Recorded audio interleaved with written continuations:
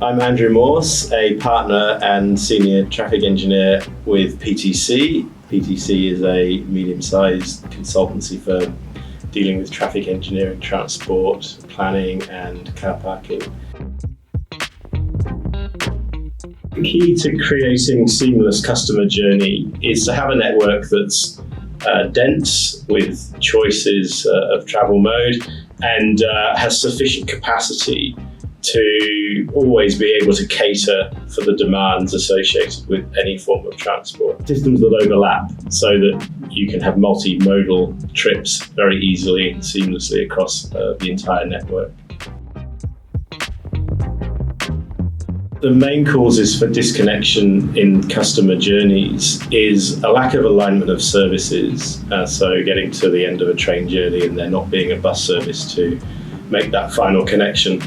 And also poor infrastructure that doesn't prioritise users using different forms of transport. For example, pedestrians not being given ample crossing opportunities at the end of a piece of public transport, where the road is then prioritised.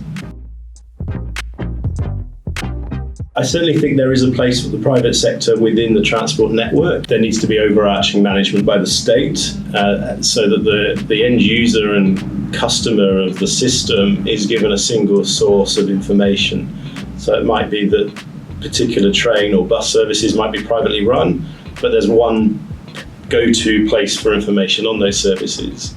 And then in terms of planning and integration of those services, that's a key role for the state to ensure that long-term planning is achieved and we don't end up with a random mix of private operators all jostling for the same space and not delivering a broader solution to the transport across any given city.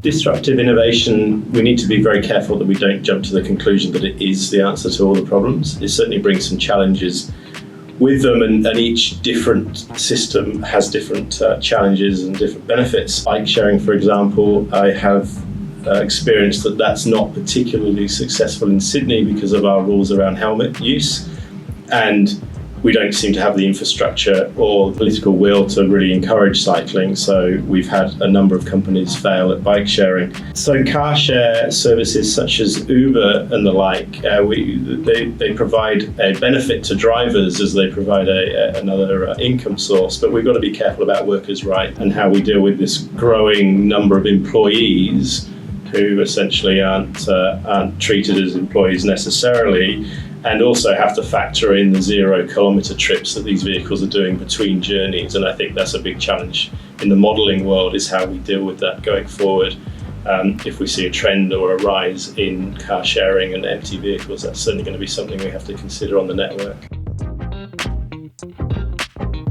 I certainly believe there's a role for machine learning in the world of traffic and transport engineering, mainly because there is so much data available that tells us what's happening in real time. Traditionally, we've always had to collect data that then is immediately old as soon as we start using it, and then we're using that old data to predict what we think is going to happen in the future. And there's always a flaw in that plan. Having access to current data as it's happening and the ability to model that based on different scenarios is obviously a lot more reliable way of assessing the demand and planning the transport system. So that helps us in the industry to plan ahead and to make sure we've got the infrastructure that we need. It also, I think, assists the end user, because through apps and through even the apps that are available today and what we haven't even seen, down the track, is that it's going to lead, I think, to a more seamless journey, to be able to see what systems are under pressure and which ones aren't, and you can make a decision on a minute-by-minute basis about how you're going to travel around a particular city. It sort of goes back to my earlier point around the fact that the infrastructure has to be there and there has to be the headroom in the infrastructure system to be able to support that, but certainly AI can underpin those decisions that people make. I'm a bit of a fan of density when it comes to cities, I've got to say, and medium to high density residential and employment can certainly work to solving some of the issues that the transport system has, that perhaps lower density cities struggle with.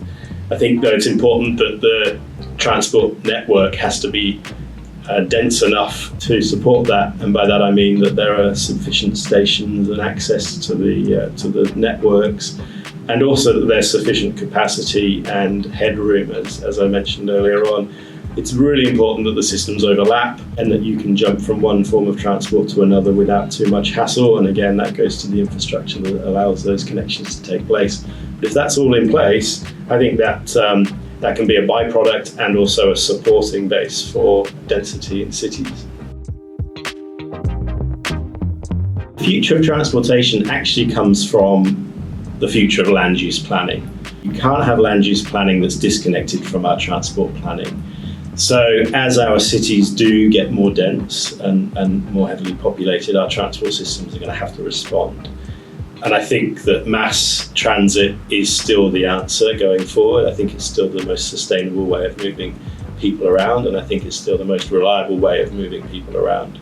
We do have the advent of technologies such as rideshare and driverless vehicles to think about, but ultimately what I'd hate to see is that those become a distraction and a focus rather than putting continued investment into public transport and mass transit.